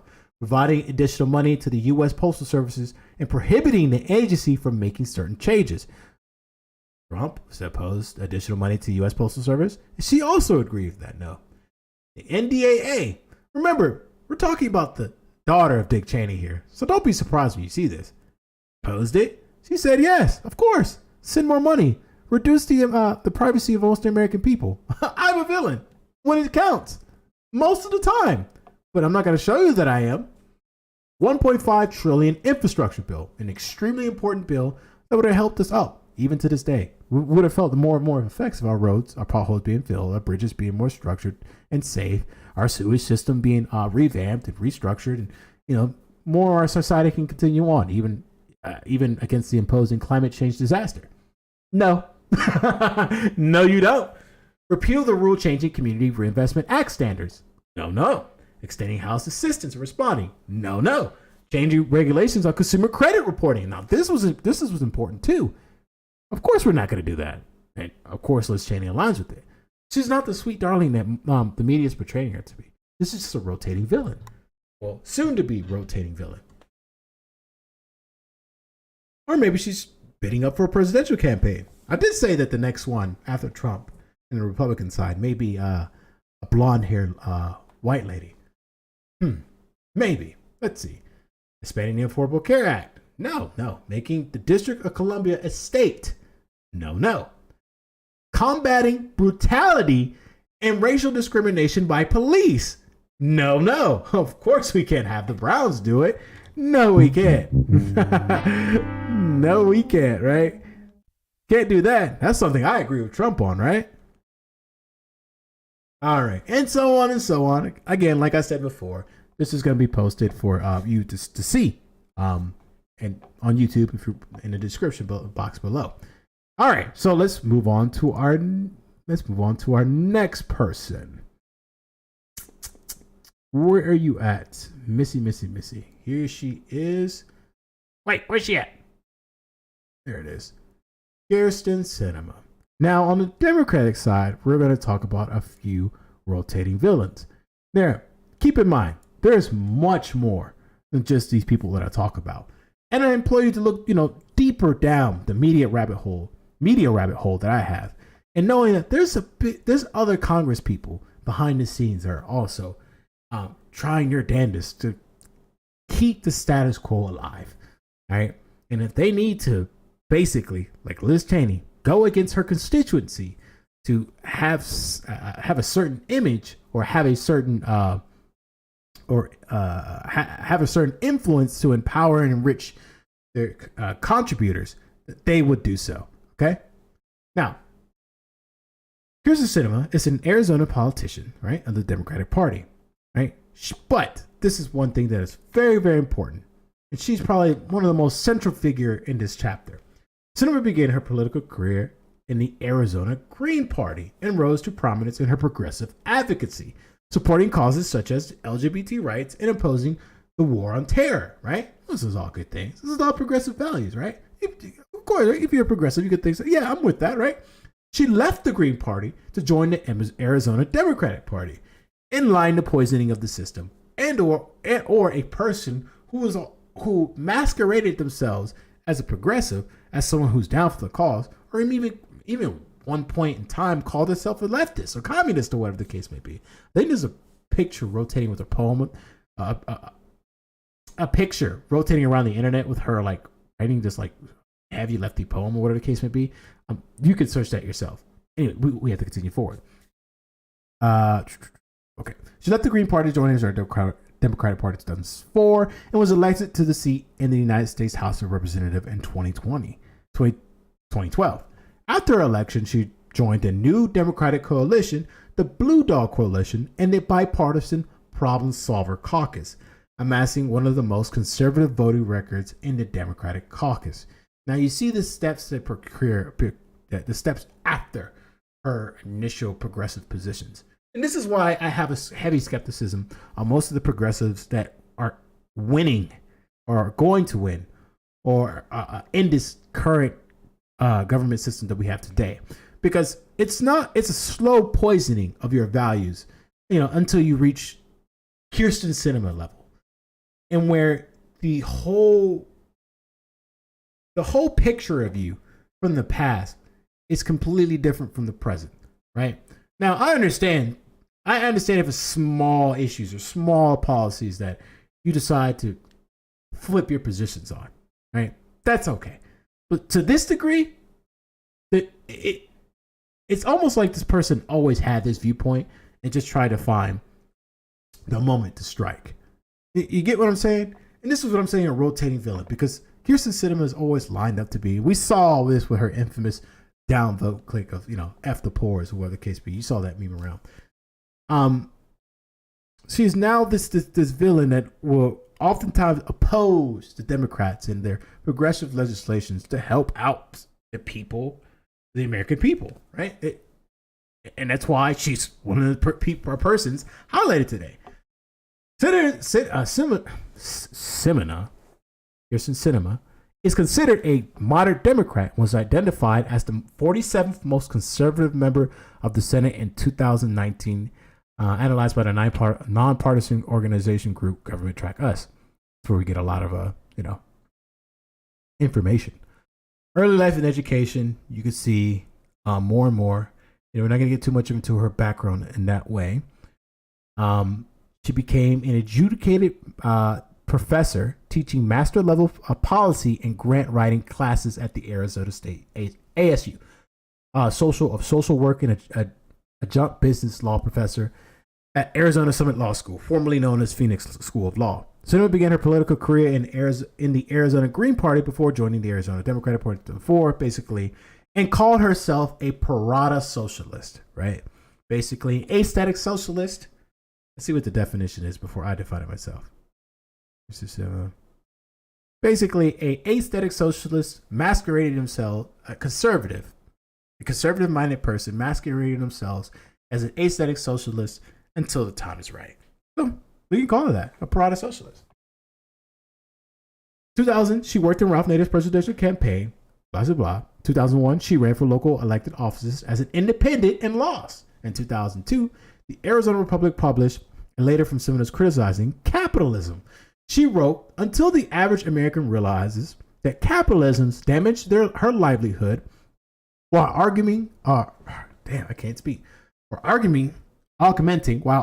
their livelihoods of the wealthy, the almighty dollar will continue to rule. That's an important point there. The reason why this is an important point is because this is exactly what happened to her. It's just a case study of what's going on. She opposes the North American Free Trade Agreement, NAFTA, the World Bank, the World Trade Organization during this time. In 2003, she posted Joe Lieberman's unsuccessful 2004 presidential bid, telling the Hartford Concord he's ashamed of Democrats. I don't even know why he's running. He seems to want to get Republicans voting for him. Isn't there an ironic statement? Isn't that an ironic statement, right? Now, in comparison to before, what kind of strategy is that? While in the Green Party, Sinema, I can't fucking say her last name, was the local spokesperson working to repeal the death penalty and organizing the anti-war protests. She had organized 15 anti-war rallies by the time the Iraq War began. And what have you done? What have you done? She did 15. So, also opposed the war in Afghanistan, and during a February 15, 2003 protest in the Patriot Square Park in Phoenix, a group led by Sinema distributed flyers portraying a U.S. service member as a skeleton inflicting U.S. terror in Iraq and in the Middle East. All ever heard things is Democrats are opposed to, like we all know the answers, but what do they actually support? That might be the case. In the 2003 opinion piece, Sinema wrote that President Ronald Reagan and George H.W. Bush were the real Saddam and Osama lovers. When asked on a local radio show whether she was opposed to someone joining the Taliban and fighting on his behalf, Sinema responded, "Fine, I don't care if you want to do that. Go ahead." During 2005 and 2006, Sinema co-hosted a radio show with Jeff Ferris, a 9/11 trooper. So, and this was just an earlier photo of her. You can see. Interesting. So more and more, and like I said, I'm going to like post this in the description box below. But the reason why I wanted to highlight her, and we're going to look at her voting record when it comes to Trump, and then we're going to look at it when it comes to Biden. Reason I highlighted her is because this is one of the Democrats' rotating villains. She has basically been opposed to most of the major legislation that needed to be pushed in order for us to combat the pandemic and all the economic ramifications of our current capitalistic structure. So right now, what's going on is we wanted to mitigate the damage of what's been happening so far, and we got to the point where, like I said, these people hold us back from not true progress, but not from progressing, but even keeping still. Right? It seems like our society is regressing. So, I should have done this in the age of Biden. Let me change that, because I put it in the age of Trump. Well, her vote was like 50% with Trump during the 115th Congress. It was a 62%. So yeah, one of the most conservative Democrats out there. And does she need to be? That's the question I posed to you. Does she need to be that conservative living in basically a red state like Arizona? Let's see.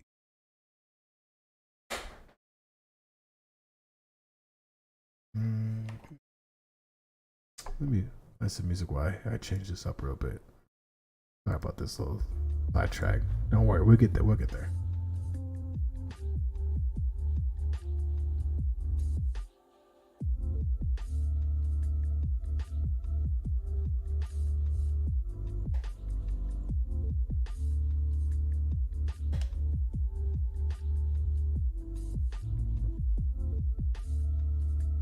Because I'm getting to the people who are basically disarming you. If that makes sense? Disarm and distract. Then I'll get to the ones in the Republican side, the conservative side, who are basically distracting you from what's actually going on behind closed doors. Especially the bipartisan agreement of, causing these institutions to continue to push their corpse around there. Push their corpse around. What does that mean?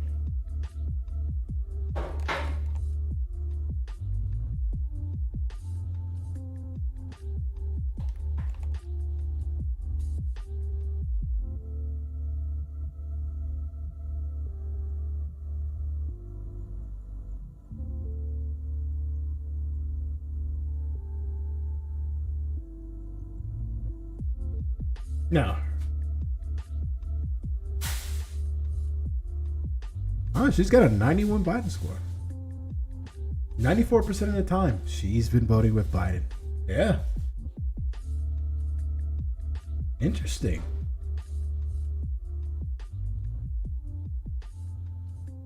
You're more employed to look at that. So currently she has a 94%. She has a 90. Let me show you. Of course, let me show you. She has a 94% Biden score. So she's in line with 94% of Biden's positions. The reason why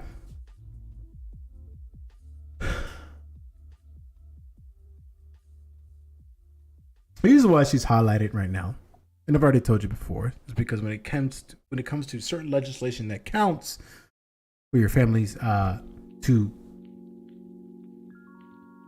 proceed in this country.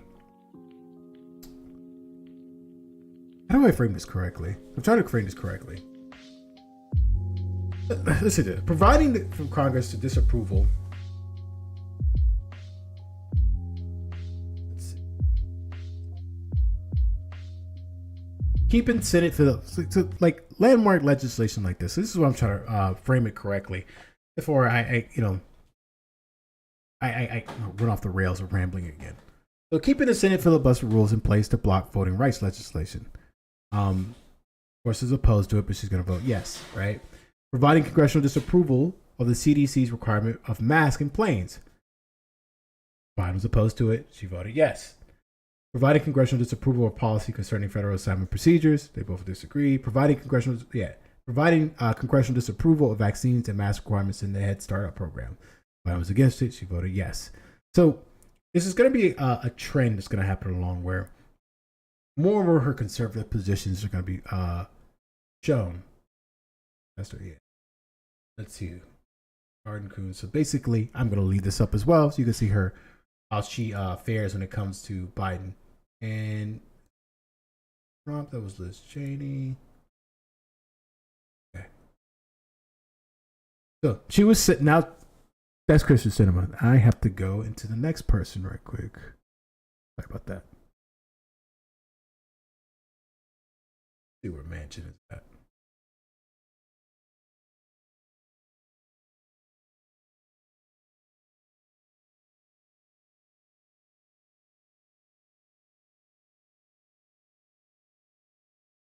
Okay.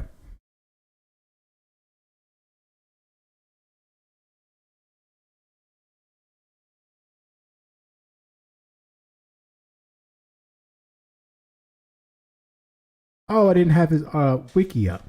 Let's just do this. Let's just do this on the fly. Article. This is also an article here. Basically, I'm going to post this up on. There's a few points here that I wanted to touch on. All right, I'm losing track of time. This is taking longer than expected.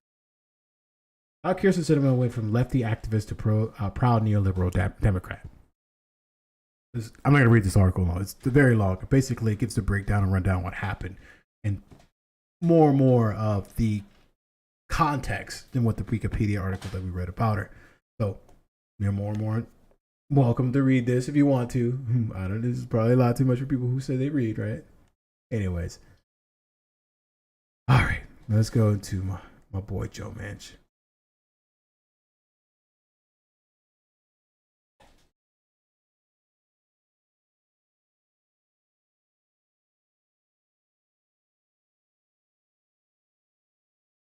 Here we are. I wonder why it doesn't pop up. Now, here's another rotating villain that is being propped up as someone who's against the current administration and their votes and lying more and more with the conservative outlook. But Joe Manchin, right? The Democrat from West Virginia. Whew. What's the runtime? 157. So we know that West Virginia is a very conservative state. And the reason why Manchin has been propped up as one of the rotating villains is because of this. It's because just like it's a Sinema, Manchin has been basically shown to be, how do I say this? The media was portrayed him to be our actual president, especially when the Biden administration was trying to put about policies that was going to help the American people, I guess, mitigate the effects of the pandemic, and trying to find a landmark legislation to hopefully rebuild this country, or how do I say this? What is the word I'm looking for? Rebuild this country. Rehabilitate certain sectors of this country, vis-a-vis the infrastructure bill and all the other bills following it. And a lot of Democrats are having, liberals or Democrats, liberal Democrats, whatever the case may be, whatever you want to label it as, are having a hard time coming with terms that you're going to have a issue where certain members of your party who are blue, who paint some of the states blue, are not going to always agree with 100% of your positions, even if that even in certain positions that, in Joe Manchin's case, are against his own interests. The energy sector. We know that West Virginia is a huge coal state.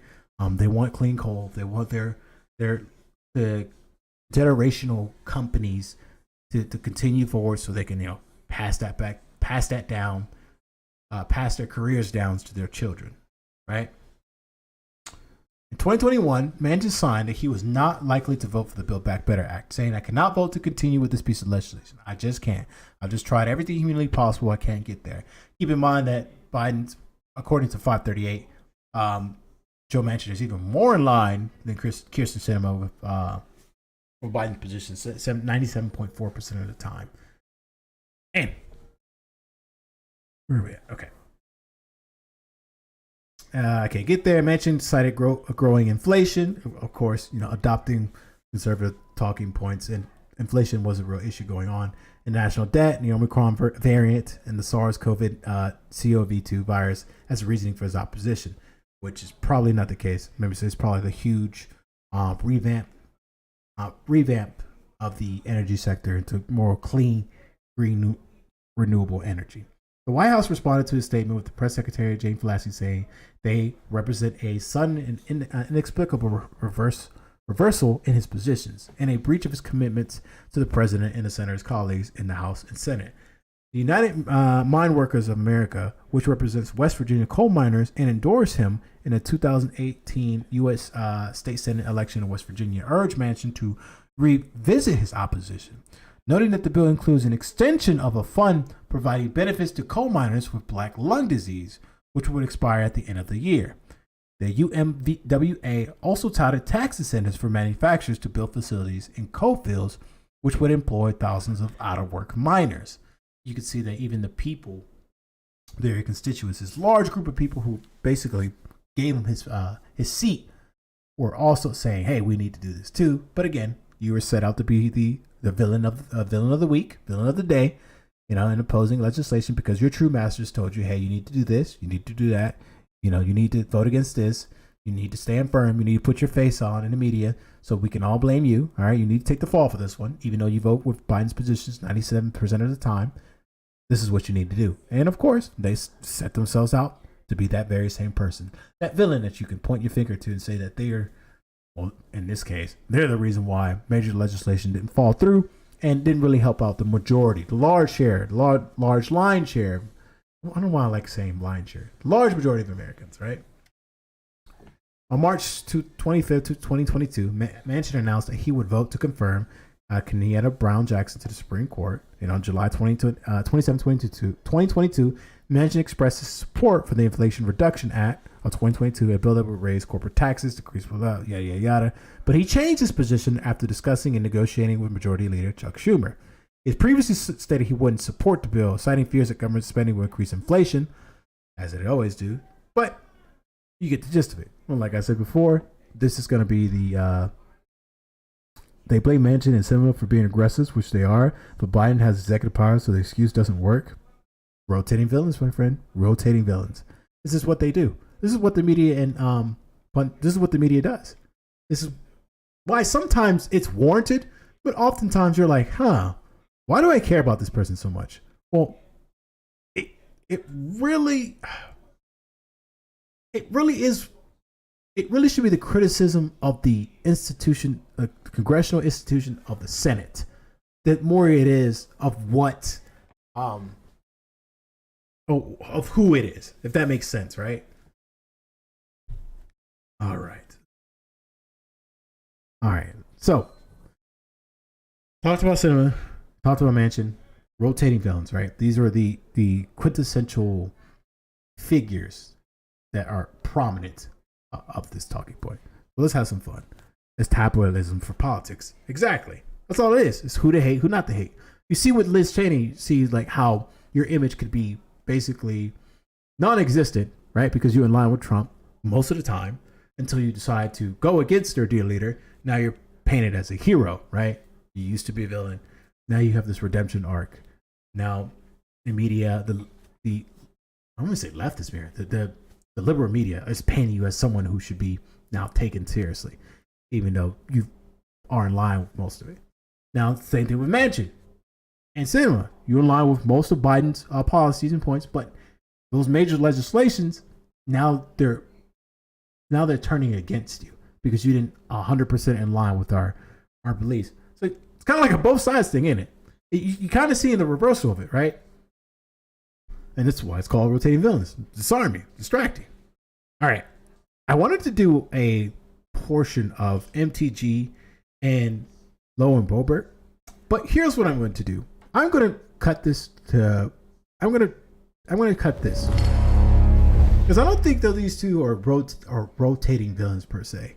I just want to say I want to change it to be a little bit something. I'm going to change the title. I'm going to reconstruct the next chapter. We could talk about them because there's a little bit more to look into instead of just like, their voting records, blah, blah, blah. They align with Trump 100% of the time. So there's a little bit something that's going on, a little bit more nefarious. There's some more nefarious that's going on when it comes to those two. And let's see what we got here before I do what I was about to do. I have more Joe Manchin's Ballotpedia. So, I wanted to talk a little bit about manufacturing consent, because this is what's being played out, right? It's basically it refers. Battery low. Oh shit! Sorry about that. It refers to even my batteries. Even my headset is like, come on, wrap this up. It refers to the management of public opinions, which is basically how do I say this correctly? It's a notion is associated with functionalism that society is dependent upon the engineering of consensus, right, or legitimization. So you're being pushed to think that some of these people are, some of them are evil, and how do I state this correctly? As someone wrote, it's the tabloidisms of politics. It's not really what's been going on, right? It's these people they're just being propped up for you to like point and scoff at. Or in actuality, it's the whole system as a whole that's an issue, right? We can be mad as much as we want that senators are just looking for senators and Congress people are looking out for their own best interests. But that's what our system is set and designed to do, right? They don't really, how do I say this? They don't really profit off of your opinions, right? They profit off the donations of their large donors. So yeah, and that's it. That's and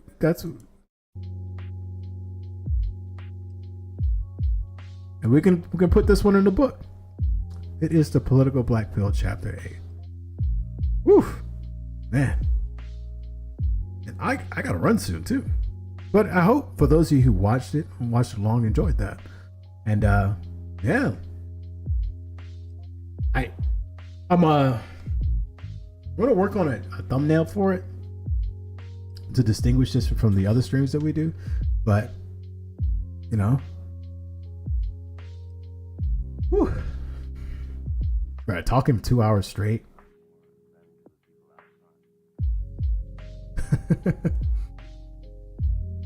Daily dose of black pill. Oh yeah.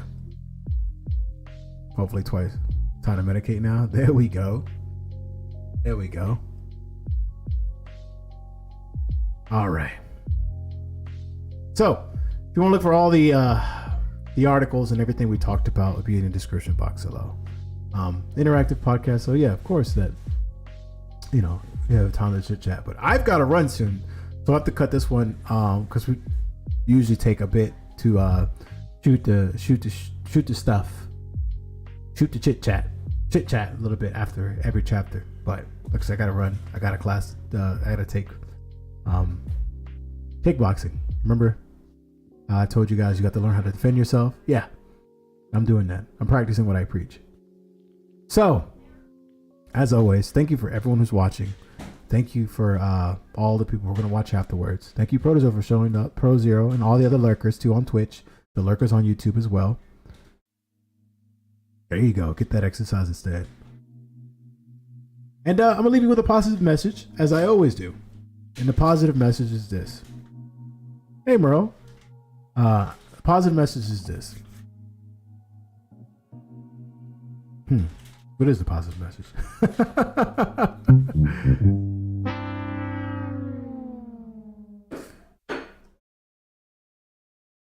You become great from working in the sum of your parts, right?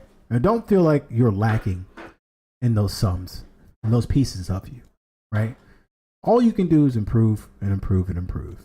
Even if you felt as if you've done nothing, right, to improve those certain parts of yourself, your willingness to continue forward in this system is almost more than enough to refer to yourself as a human being. Don't let no one take that from you, right?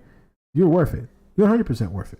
There may be some things you have to work on, but the mere fact that you haven't really caused any like damage or harm to others doesn't try not to label yourself as a villain in doing that. So as you work as those parts to become a whole, you'll become a better person than what you already are. Okay? And that's chapter 8 in the books. Name's GXG. As always, stay classy.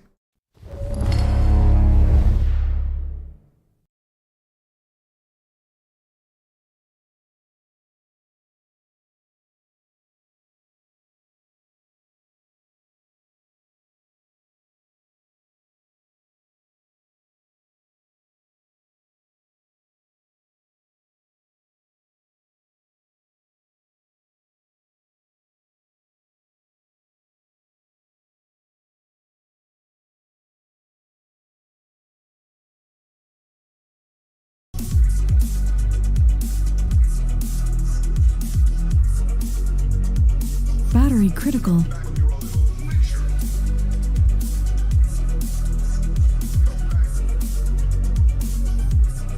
Charging battery.